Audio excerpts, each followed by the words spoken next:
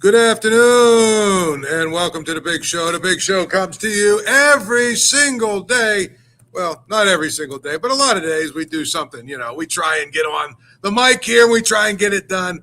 And of course, we try and make sure that we are leading and talking about the Steelers because they're the big news pretty much every single day. And of course, now I think we can sit here and say we're in the throes of what we would call the stretch to the playoffs. So you've got a stretch run to the playoffs, and we will see exactly where we're at. But at the end of the day, it is always a lot of fun, I think at least, to talk about a lot of other things as well. Now, we are brought to you by FanDuel Casino, as always, and so we're excited to have FanDuel. We'll talk a little bit about FanDuel and everything that goes with it. First up, there's two topics today. Number one, Mike Tomlin had his press conference, and which I got to be honest, at this time of year feels a lot more like the dog and pony show than anything, because he says basically the same thing every single day, every single week when he talks about the game before and everything else. And it doesn't matter really because at the end of the day, he just basically says it's going to be interesting now to figure out if the Steelers can put it all together and figure out how to get back on track. Now, we will start. There's obviously discussions already about Mike Tomlin. Should the Steelers trade him and all this other stuff? We get here every single year, it seems like, where it's time to trade Mike Tomlin. It's time to move on from him. We'll talk about that in a minute. Right now, we're going to talk a little bit about what I would consider to be a fairly significant signing on some levels. Now, the Steelers have had a bunch of injuries, obviously. Darius Slay, concussion. I think he has a concussion, right? You've got Jalen Ramsey. He's been basically having to play safety. You have a number of guys that are basically, kind of beat up. You've got basically three healthy full-time corners and not much else. So they won the sweepstakes, if you want to call it that, for Asante Samuel Jr., and they signed him now to a practice squad roster. I would be willing to bet it's going to be pretty quick, to see him be on the 54-man or 53-man roster. They need help at corner. Signing him gives them another option. Signing him also probably allows you now to make sure that Jalen Ramsey is now going to be a safety for the rest of the season. You have a little bit of wiggle room now, right? You have a little bit of ability to go out and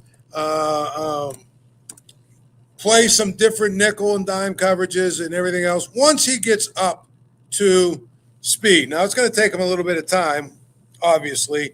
He's out of shape. He's whatever. But to me, it's just going to be, I think, a week or two, and then they'll bring him back. So it's one of those things where it's a good signing for the Steelers. Now, the question becomes, what does Asante Samuel have left? And I don't mean that he's old, because he's not. I mean left for this season. I mean, you look at where the Steelers are at right now. They're 5-4, right? It means they've got 8 games left plus, say, at least a playoff game. 9 games left. Asante Samuel has not played a game since the week 6 of last year. He got hurt against the Broncos, had to have his shoulder surgery, was going to be one of the top corners on the market because he's only 26 years old. And then he had to have some kind of spinal fusion surgery in April. And so when you think about it, it's one of those things where I think he is basically, coming back, and you have no idea where he's at physically. Let's say he's a practice squad guy this week, maybe next week. They get him into shape. Well, now he's got 7 games left. Is he going to step on the field and, be ready to play his first week out there? Probably not. So my thing is, if you get 5 or 6 really good games out of Asante Samuel, it's a win. And then you have him for the playoffs, and by then you hope everybody else is healthy. And if everybody else is healthy, then all of a sudden you say, okay, well, they've got a shot now because at the end of the day, they've got enough secondary guys to try and figure it out. But I would tell you this, we're a long way from that. Just because I think it's hard, really, it really is hard to figure out, what you have in a guy who hasn't played more than a year. Now, he has played 50 games in the NFL. He started 47. He is really, really, to me, in my mind, a guy that probably isn't the perfect corner anyway. I mean, one of the biggest things about him is that he is probably one of the worst tacklers out there. And because he's one of the worst tacklers out there, I don't know that he necessarily fits everything they're looking for, seeing as basically tackling has been a big problem for their secondary. I mean, one of the things about Darius Slay is we recognize him and we see him every week because every single week Darius Slay misses tackles. Every single week it seals. And another thing that Samuel, has had as a knock is that he gets hurt a lot. Well, Darius Slay seems to get hurt every single week as well. So to me, I mean, this is a good signing. I think he's a good player if he's going to be healthy enough to play. That's a big if.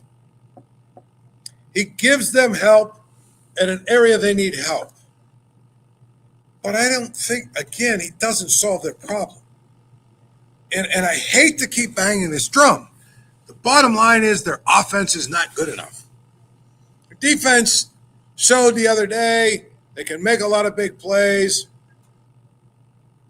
They can do a lot of things, I think, that will, really make it, so that they can have high impact plays. They can, do a lot of different things to change the game with, interceptions and sacks and tackles for losses, all that kind of stuff. Their defense is fine to me. Even if they're giving up yards, they can change a drive with a big play, that puts the team behind the sticks or even turns the ball over, whatever. So bringing in Samuel is smart. It helps from the standpoint of it gives them the ability, it gives them the ability to have depth.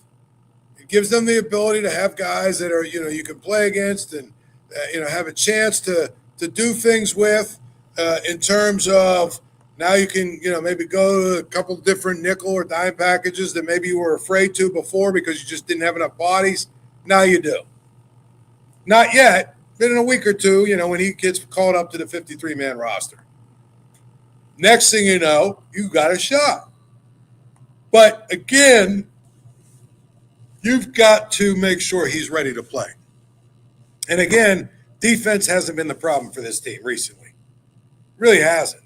And even in some of the games where the defense was bad, every so often it would be nice if the offense would step up and make a bunch of plays in order to make sure that they help the defense. So that's all I'm telling you. It's really, really important to note that. I think that when you look at it from that standpoint, they are what they are. They've got to get better for sure.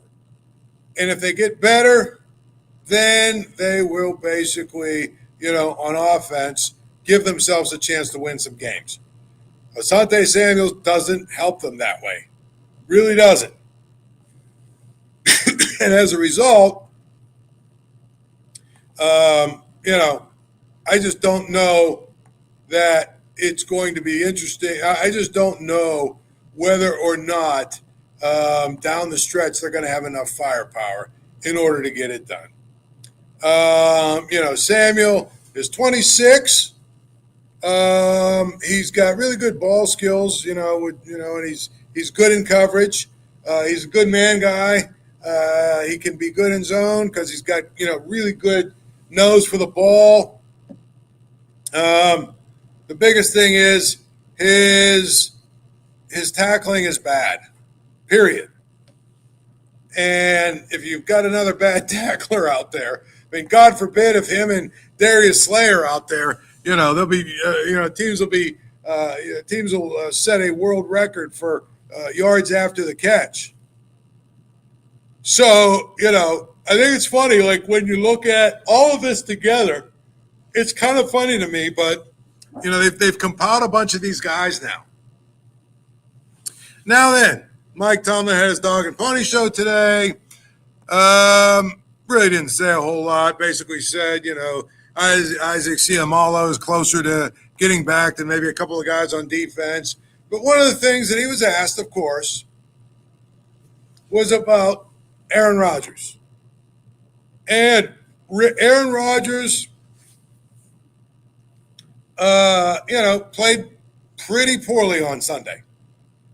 That's probably being kind. He was terrible. Terrible. So, the question becomes when you're 42 years old, or I think he's 41, he'll be 42 in like a couple of weeks or something. I forget what his birthday is, but I think it's late in the year like this. So when you're the question becomes, have you hit a wall? We've seen it with these old quarterbacks where they stop being able to throw the ball. Their body gets beat up and they can't recover quickly. They take a couple of big hits and all of a sudden, they don't heal as fast. It's a fair question. Was Sunday just sort of a one-off, or is he somebody who, is going to start hitting a wall, and we're going to start to see these kinds of things happen over and over and over again? Mike Tomlin, Sunday night, said Sunday night was what it was. I have no long-term reservations for his ability to play the position at a high level for us. Not going to chalk it up to an off night, but there are no long-term concerns. He also basically said that, Rodgers didn't play well, period. Because the follow-up was, well, was it the Chargers? Were they doing something, whatever? And he was like, listen, I'm not going to get involved in that. I'm just not. He's got to play better. He will play better. That's why we brought him here. But again, I don't think it's one of those things where it's going to be I just don't think it's going to be a non-story. I think it's going to be a story. I do. And I think it's because when you're old, and I'm old, so I can say when you're old, I think that it gets more and more difficult. It gets more and more difficult in so many ways. It just, to recover, to play at a high level, to be able to, figure out what it is that, your team is going to need from you. So it is going to be very, very, very, very, very important to watch him, to figure it out. Period. And I think that's where we're going to talk about, the whole thing. You look at Aaron Rodgers, he's got to play better, and it's going to be interesting. Now then, one of the biggest questions now we have circulating in many ways revolves around Mike Tomlin.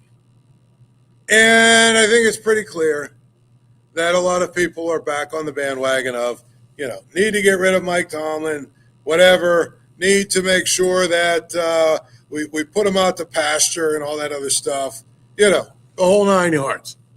Well, here's the thing. He's not going anywhere unless he wants to. I know that we've seen the tides sort of change a little bit about Tomlin.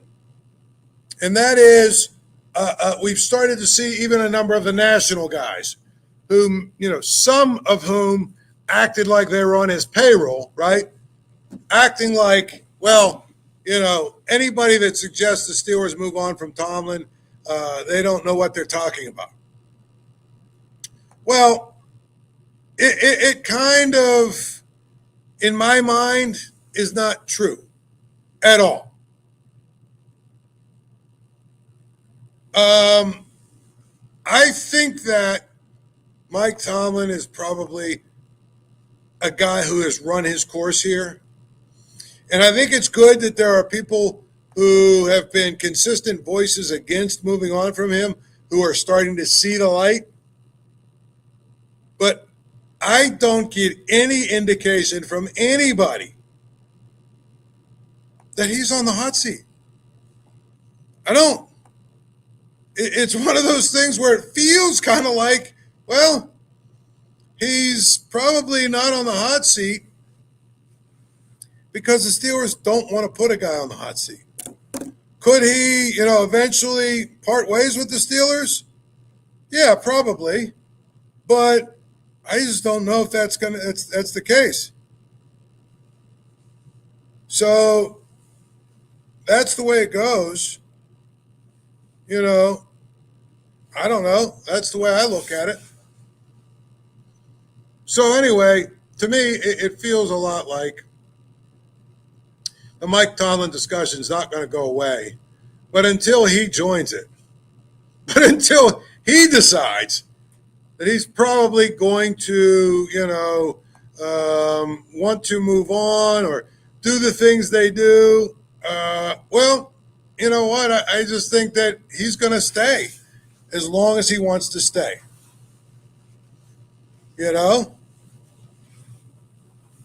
That's the way it looks at it. Now, the other thing that Mike Tomlin talked about today that I found a little bit weird was the running game.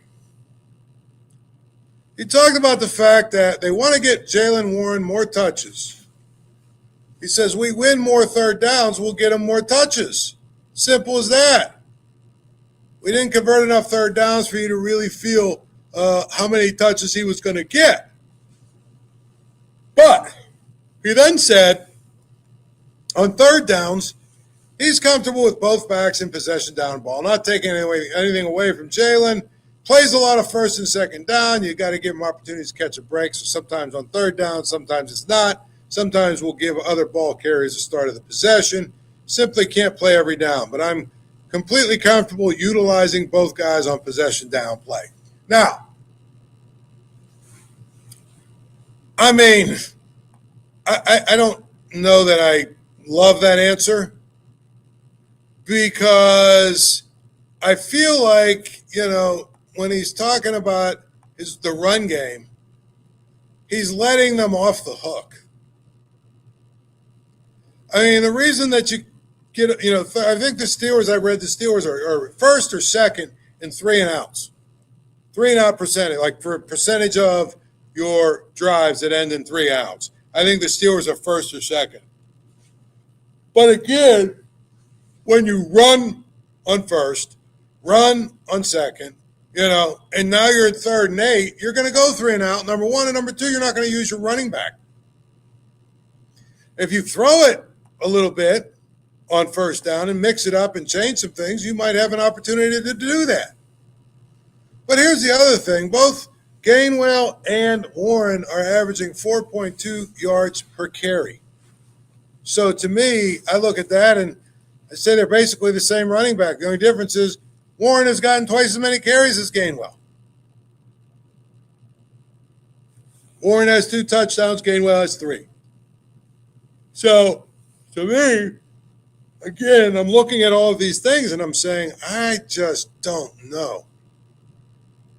I don't know that they're using the running game the right way. Honestly, I just don't know. That's just the way it is. And I feel like it's one of those situations where there's a whole lot of excuse making going on for what they're doing and what they're not doing. And it bothers me. It really does. It feels to me like they could do a lot better. And they could use a better play calling. And they could be in a situation of where, they aren't necessarily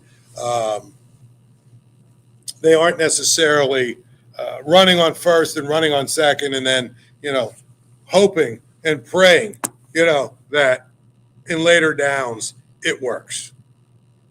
I mean, all of it points to the same problem. And the problem with the Steelers is this. The problem with the Steelers is, the problem with the Steelers is this. It's very, very, very, very stale what they're doing. Period. It's very stale. It's old. It's outdated. It's antiquated. They're predictable. They're dull. The one time they actually changed things up was when they were doing look at this thing. All right, there we go. I had to fix that. When they were doing the game against the Colts, they mixed it up on defense a little bit, mixed it up on offense a little bit, tried to be a little bit more creative, tried to be a little bit less antiquated. And it's just now one of these things where it worked against the Colts. So my question is, why not go back there? I thought the game plan against the Chargers was probably the most uninspired, boring, uninterested game plans that I've ever seen. And I think that's part of the MO of the Steelers. And they've got to do a better job. They really do. Just kind of got to do a better job. It's so hard to watch this team play sometimes. But there's so many excuses that are constantly being made for why they can't do this, why they can't do that, why this doesn't work, why that doesn't work. It's always the same stuff. And to me, I just feel like you have to stop, honestly, making excuses. Like you're not getting enough touches for your running backs. It's not because we can't convert 3rd downs. No, it's because your 3rd downs are usually 3rd and 7 because you run it twice and then try and convert. And that doesn't work. Period. Never does. And I think that's important to understand that. So, I feel like when you look at the big picture, okay, the big picture to me is very simple.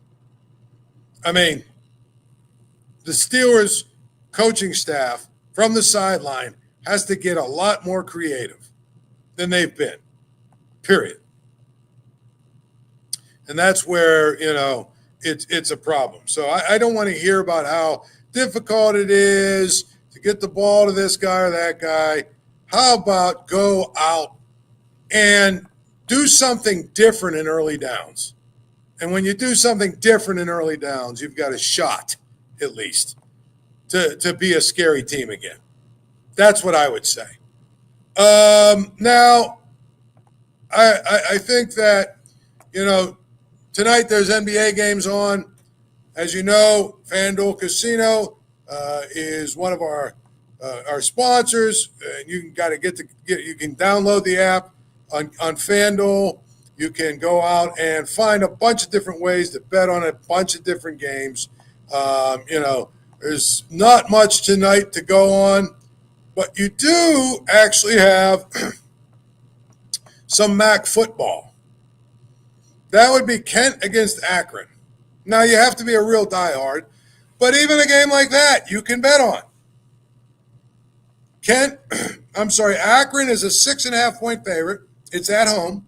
Game's at 7 o'clock at night. What do they call it? MAC action. Over under 49.5. There's a bunch of different ways you could bet the game. There's NBA games tonight. There's NHL games tonight. You can actually do a bunch of different things on the app, on the FanDuel app. So please go to the FanDuel app if you're somebody who bets or you want to check it out.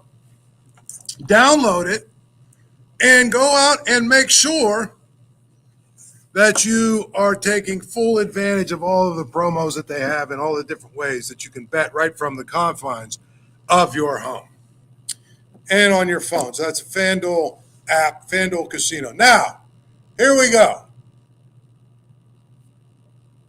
Switching gears real quick to the last few minutes of this. Let's switch gears for a minute. Pitt plays Notre Dame. It's a really big game this weekend.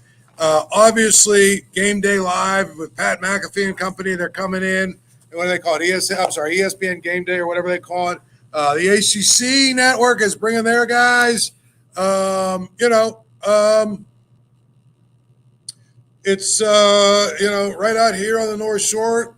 They're going to have Game Day over here. They're going to have the ACC network set up somewhere. Two ranked teams. Notre Dame and Pitt have played each other a bunch of times over the course of history. They are what I would call a rivalry in some ways. Pitt is one of Notre Dame's probably oldest opponents.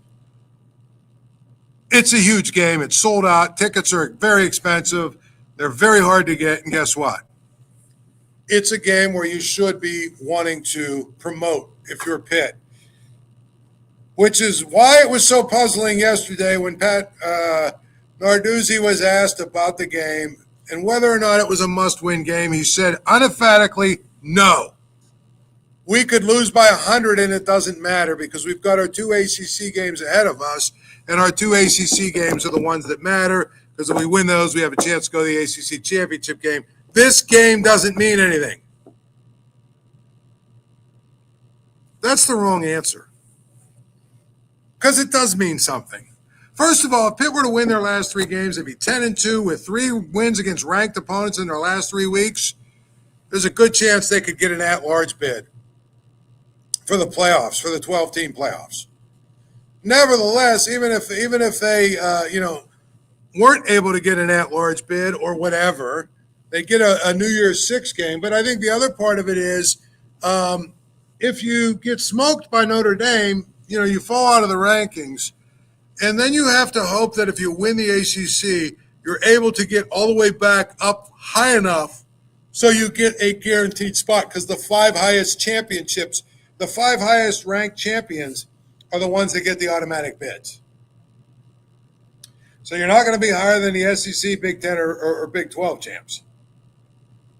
And, the group of 5, there's going to be probably 2 of them that might be ranked ahead of you as well.